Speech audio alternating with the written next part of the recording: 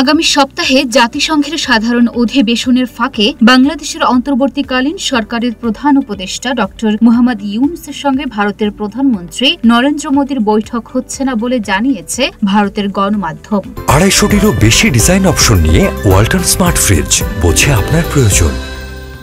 জাতিসংঘের সাধারণ সভায় যোগ দিতে আগামী সপ্তাহে দুই নেতাই নিউ ইয়র্কে যাচ্ছেন। তবে মার্কিন প্রেসিডেন্ট জো বাইডেন সহ একাধিক রাষ্ট্রনেতার সঙ্গে বৈঠক করলেও ড ইউনূসের সঙ্গে প্রধানমন্ত্রী নরেন্দ্র মোদীর কোনো দ্বিপাক্ষিক আলোচনা হচ্ছে না। সম্প্রতি ভারতীয় এক গণমাধ্যমে দেয়া সাক্ষাৎকারে ড ইউনূসের মন্তব্যের জেরে এই বৈঠক বাতিল হয়েছে বলে ধারণা করা হচ্ছে। সেখানে ইউনূসের দেয়া মন্তব্য দিল্লির মনোপুত হয়নি বলে গুঞ্জন।